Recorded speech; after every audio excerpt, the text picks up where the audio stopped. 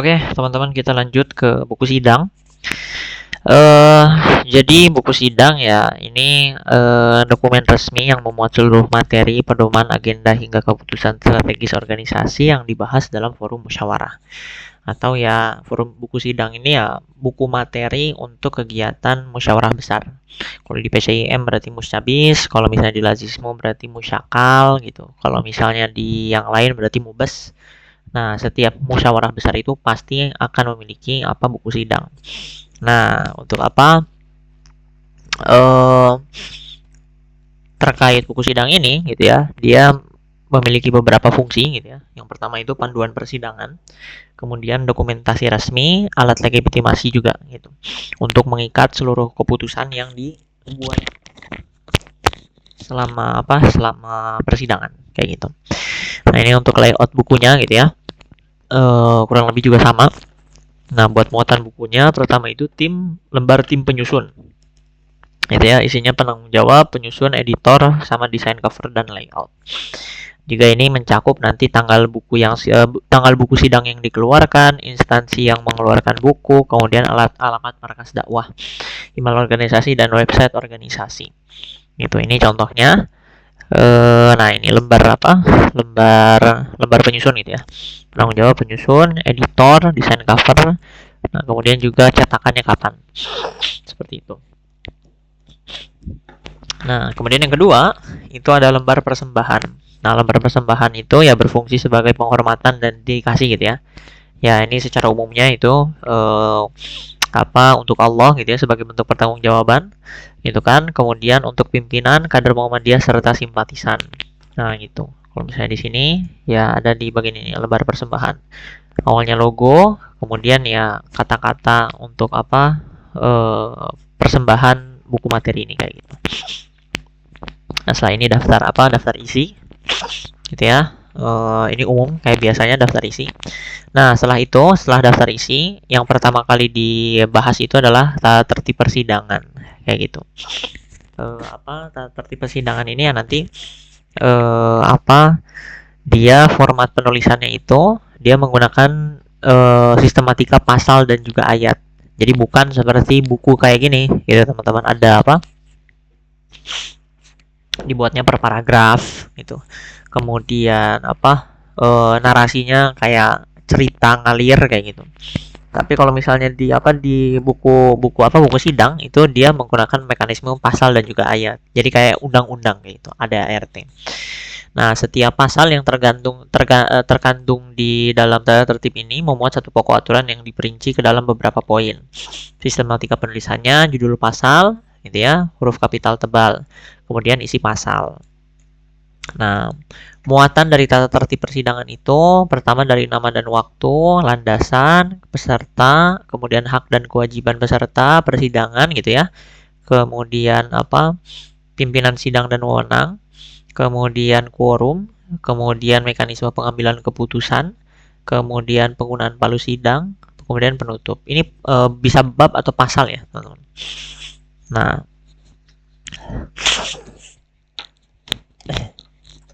kalau misalnya kita lihat di sini, ya dia bisa tata tertib persidangan gitu kan, bab satunya tentang ini, pasal 1, pasal 2, pasal 3 dan seterusnya. Nah, itu. Ini ini juga sebenarnya tata tertibnya tidak mengikat ya, teman-teman. Dalam artian kalau misalnya keputusan hasil musyawirin mengatakan ingin merevisi, ya itu akan bisa direvisi. Ya itu. Nah, setelah penutup gitu kan. Itu di setiap penutup bab gitu ya. Nah, idealnya di sini nanti ada yang namanya konsideran. Kalau ini konsiderannya terpisah dari file ini ya, teman-teman. Terpisah dari file digitalnya.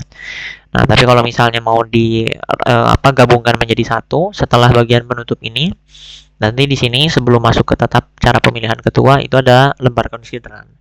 Nah, lembar konsideran itu apa nanti kita bahas. Nah, yang jelas setelah bahas tatib, kita masuk ke tata cara pemilihan ketua. Nah, tata cara pemilihan ketua juga sama. Oh iya, sebelum itu di bagian sini kan ada model-model ini ya, peserta musyawarah sidang gitu ya.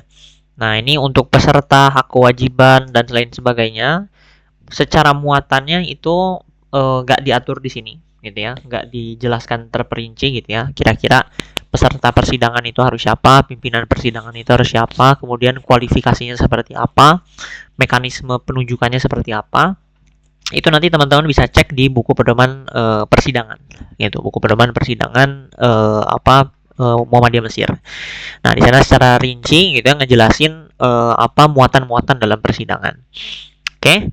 Nah, jadi setelah itu masuk ke tata cara pemilihan ketua gitu ya. Ini juga sama, tata cara pemilihan ketua itu yang memuat ketentuan umum, kemudian panitia pemilihan, tugas panitia pemilihan, kemudian calon gitu ya, dan pencalonan. Terus proses dan cara pemilihan, asas pemilihan dan keabsahan suara. Setelah itu tugas ketua terpilih dan juga pembahasan lainnya gitu ya. Nah, ini dimulai dari ketentuan umum, kriteria calon formatur gitu ya. Ini kalau misalnya kita pakai mekanisme formatur ya. Nanti juga di buku pedoman persidangan itu ya untuk apa pemilihan ketua ya ada beberapa model gitu. Itu bisa aklamasi gitu, artinya penunjukan langsung, semua yang ada di forum itu mufakat gitu untuk menunjuk satu orang. Itu satu metode. Yang kedua itu ada metode voting gitu ya. Kita langsung milih ketuanya berdasarkan jumlah suara terbanyak. Yang ketiga itu formatur. Formatur itu kita memilih perwakilan gitu ya untuk mendiskusikan siapa ketua terpilih kayak gitu.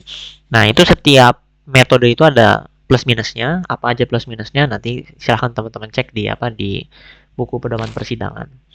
Nah, itu ada kriteria calon formatur, kemudian pencalonan, proses dan cara pemilihan, asas pemilihan, panitia pemilihan gitu ya, tugas ketua PCM terpilih dan juga yang lain-lain. Nah, setelah ini juga ada konsideran. Nah, seperti ini gitu. Ada konsideran. Nah, ini konsideran, ini salah satu model contoh surat konsideran ini nomornya gitu ya. Kemudian ini nomornya masih ketentuan lama ya gitu. Kalau misalnya berdasarkan ketentuan baru ya seperti yang udah kita bahas sebelumnya. Jadi konsideran itu masuk ke dalam jenis surat khusus gitu ya. Surat keputusan, surat khusus. Nah, ini dengan senantiasa bertawakal gitu ya. Menimbang, mengingat, memperhatikan, nanti kita akan menjelaskan gitu ya. Ini bedanya apa dan mekanisme penulisannya seperti apa. Karena ini masih pakai format lama. Ini belum pakai format baru. Oke. Terus yang setelahnya itu adalah PPT gitu ya, atau pedoman pelaksanaan teknis. Ya, pedoman pelaksanaan teknis itu kalau misalnya di organisasi lain ADART lah gitu. Nah, format penulisannya itu ya sama juga menggunakan pasal dan ayat gitu ya. Kemudian muatannya itu ya dari mukadimah, ketentuan umum gitu ya, menjelaskan definisi-definisi, sifat tugas dan fungsi, landasan tujuan usaha, susunan organisasi, kemudian keanggotaan gitu ya, jenis-jenis anggota, permusyawaratan, rapat gitu ya, kemudian sumber keuangan, ketentuan lain dan penutup. Itu nih kalau misalnya mau dilihat ya apa ini musyawarah tahunan gitu ya, rapat kerja, quorum dan seterusnya. Oke. Nah, ini ini pedoman pelaksanaan teknis ini ya. Lembaga-lembaga lain. Karena ketentuan persidangan sebelumnya itu mencantumkan setiap PPT lembaga untuk disahkan di Muscabis. Kayak gitu. Oke. Setelah beres penjelasan ini PPT. Ini masih Aisyah. Oke, nah ini selayang pandang gitu ya. Nah, sketsa perjalanan. Nah, di dalam sketsa perjalanan ini gitu ya, itu yang pertama muatannya itu mencatat sejarah resmi berdirinya organisasi, termasuk dasar hukum dan SK pengesahan. Kemudian mendokumentasikan pengembangan organisasi pada setiap periode kepemimpinan, terus mengabadikan milestone gitu ya, atau capaian-capaian gitu, capaian-capaian penting yang mempengaruhi arah gerakan, kemudian menjadi bahan evaluasi dan refleksi strategis sebagai kepemimpinan berikutnya, memperkuat identitas kelembagaan sebagai bagian dari Muhammadiyah di ranah internasional. Nah, ini abstraksi umum gitu ya, teman-teman. Mulai dari apa pendirian PCIM, kemudian dari PCIM dari masa ke masa sampai ke PCIM yang mengadakan apa musyawarah tersebut. Nah, ini apa sketsa perjalanan PCIM. Nah, setelah itu masuk ke ya ini ya, ini buat sketsa perjalanan tadi. Masuk ke susunan pengurus gitu. Nah, susunan pengurus ini ya ini sebagai bentuk ini ya, karena kan musyawarah besar tuh isinya LPJ kan, LPJ-an itu. Makanya dia salah satu bentuk transparansi, legalitas, acuan kerja, dokumen sejarah juga gitu. Nah, muatan susunan pengurusnya itu ya dia lengkap pada periode berjalan gitu ya. Ditulis apa ya secara hierarki gitu ya. Dari dewan penasihat, pengawas, pimpinan dan juga majelis badan. Kemudian susunan pengurus sebelum dan sesudah reshuffle gitu. Nah, dia mencantumkan nama lengkap, gelar akademik dan juga jabatan. Nah, ini contohnya gitu ya, struktur pengurus gitu ya, ketua umum siapa, bla bla bla bla bla bla bla bla bla bla bla bla bla gitu. Ini masih ada majelis ekonomi, kemudian hasil reshuffle-nya seperti apa. Gitu. Nah, ini masih apa? Masih belum tercantumkan penasehat sama dewan pengawas gitu ya. Karena ya sejauh ini juga gitu. Selama ini memang pas apa materi musyawarah ini dibuat ya untuk penasehat dan juga apa badan pengawas itu memang tidak di SK-kan. Seperti itu. Masih secara kultural gitu. Makanya nggak di SK-kan. Nggak dicantumkan di sana. Tapi ya menurut apa kesepakatan kesekretariatan yang sekarang gitu yang periode baru itu ya itu kita bakal apa meng-SK-kan gitu ya eh dewan pengawas sama dewan penasehat. Oke, setelah itu langsung masuk ke LPJ. LPJ ini ya LPJ ini aja ya, LPJ biasa, LPJ kegiatan. Nah, LPJ ini nanti mengacunya kemana? LPJ ini mengacunya ke RPK dan RAB, gitu ya. Rancangan program kerja sama rancangan anggaran biaya. Ini mekanismenya juga kurang lebih ada perbedaan gitu ya antara LPJ lama sama LPJ baru. Apa yang mana udah kita bahas juga bagian LPJ. LPJ baru itu mencakup kurang lebih 3 ya. Realisasi program, kendala sama solusi gitu. Jadi biar lebih apa? Lebih praktis dan juga lebih efisien untuk menjelaskan kondisi apa dari program yang terjadi di periode saat itu untuk dijadikan catatan di periode mendatang. Nah, setelah LPJ gitu ya, nanti kita akan masuk ke lampiran. Misalnya LPJ. Nah, ini lampiran. Banyak. Nah, ini lampiran gitu ya.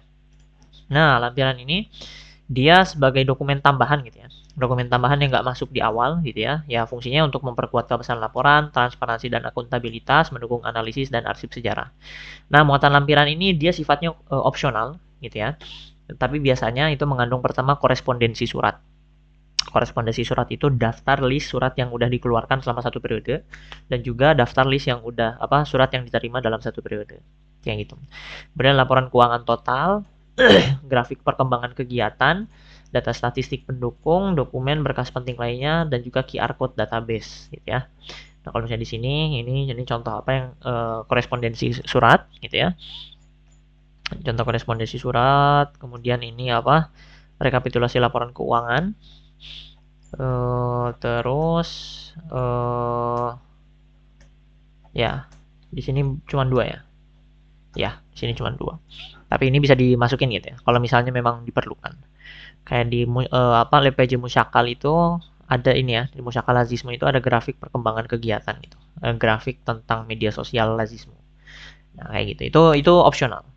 Nah, terus ketentuan lain dalam buku sidang gitu ya. Ini juga ada bahasan tambahan gitu ya dalam buku sidang. Isu strategis gitu.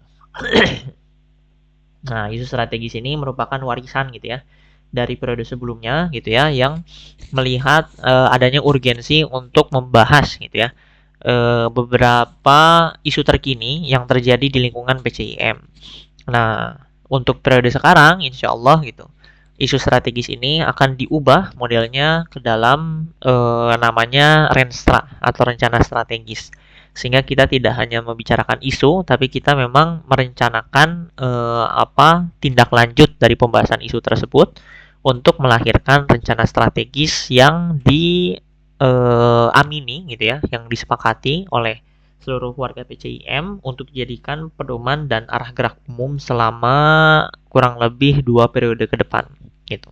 Nah, untuk secara jelasnya gitu ya, secara jelasnya terkait masalah isu strategis dan Renstra ini, teman-teman bisa juga buka pedoman persidangan. Di sana kami juga menjelaskan secara rinci terkait mekanisme mekanisme Renstra ini gitu ya, yang nanti bisa dijadikan acuan seperti itu. Nah, ini buat surat konsideran gitu ya. Surat konsideran itu seperti tadi. Jadi ada yang sifatnya konsideran parsial gitu ya. Ini dibagi dua juga gitu. Surat konsideran itu. Ada yang sifatnya parsial, ada yang sifatnya konsideran universal. Kalau misalnya yang parsial itu berarti tadi gitu ya. Itu surat konsideran yang ada di setiap bab gitu. Maka kalau misalnya di buku musabis gitu ya, di buku materi musabis itu berarti ada berapa? Ada 1, 2, 3, 4, 5, 6, 7 gitu ya. Ada 7 konsideran parsial. Konsideran untuk jadwal persidangan, agenda sidang gitu ya. Kemudian konsideran untuk tata tertib, konsideran untuk tata cara pemilihan ketua, konsideran PPT, kemudian LPJ, kemudian rekomendasi hasil kajian isu strategis atau nanti bakal jadi rekomendasi Renstra gitu ya. Kemudian konsideran dari hasil rapat formatur gitu atau ketua baru terpilih. Nah, sedangkan konsideran universal atau biasa dikatakan atau disebut sebagai keputusan induk gitu ya. Itu ya keputusan yang mengesahkan seluruh poin di atas secara sekaligus. Gitu. Jadi kalau misalnya ini misalkan ya, ini tadi kita lihat yang ada salah satu konsideran. Nah, ini memutuskan menetapkan 1, 2, 3, 4-nya kan ini hanya berkaitan dengan apa? Ini berkaitan dengan tatim gitu ya, tatip persidangan. Maka nanti memutuskan menetapkan tata tertib persidangan musyawarah cabang istimewa pimpinan musyawarah cabang istimewa Muhammadiyah Mesir misalnya PCI Mesir. Nah, itu doang kan gitu. Nah, ini adalah contoh konsideran yang parsial. Tapi kalau misalnya keputusan induk gitu ya, atau konsideran yang universal itu nanti memutuskan menetapkan satu jadwal agenda sidang musyawarah musyabis gitu ya, musyawarah besar. Nah, terus yang kedua tata tertib, yang ketiga PPT, yang keempat tata cara pemilihan ketua sampai menetapkan saudara siapa gitu ya sebagai ketua umum PCIM Mesir atau misalkan ketua Lazismu dan seterusnya. Nah, itu tuh konsideran universal. Nah, format penulisan konsideran ini gitu ya. Layout dan penomoran mengikuti ketentuan pada bab persuratan gitu ya. Untuk surat khusus dan surat umumnya itu sama. Nah, cuman isinya gitu ya. Ini teman-teman kalau misalnya lihat menimbang, mengingat, memperhatikan gitu ya. Nah, ini apa sih bedanya gitu. Nah, menimbang itu teman-teman itu berisi alasan dan latar belakang perlunya keputusan gitu. Misalkan ini surat keputusan tentang tata tertib ya. Jadi menimbangnya itu kenapa kita perlu mengesahkan tata tertib. Nah, berarti menimbang harus diadakannya misalkan poin A itu ya. Harus diadakannya persidangan yang tertib gitu ya. Persidangan yang tertib, kemudian tidak ricuh misalkan kayak gitu ya. Kemudian persidangan yang berjalan secara efektif gitu kan. Nah, itu latar belakang dan juga alasan gitu ya. Nah, untuk mengingat itu dasar hukum atau peraturan yang menjadi acuan. Nah, jadi nanti di mengingatnya itu misalkan bisa dimasukkan ADART gitu ya, atau PPT PPT PCIM atau ADRT Muhammadiyah gitu ya, atau alat instrumen lain yang bisa dijadikan sebagai acuan. Nah, kemudian memperhatikan itu hal-hal yang menjadi pertimbangan teknis atau masukan gitu. Ketentuan yang pertimbangan teknis itu ya contohnya kayak memperhatikan kesepakatan antara musyawirin gitu ya di dalam memperhatikan kesepakatan dari musyawirin yang berada di sidang misalnya kayak gitu. Itu kan teknis ya gitu. Dia jadi pernyataan hal-hal yang menjadi pertimbangan teknis atau masukan gitu. Jadi misalkan ya itu kesepakatan dari musyawirin atau misalkan masukan dari siapa kayak gitu. Nah, dan terakhir itu memutuskan. Memutuskan itu pernyataan resmi keputusan yang diambil disertai rincian butir keputusan. Nah, gitu ya.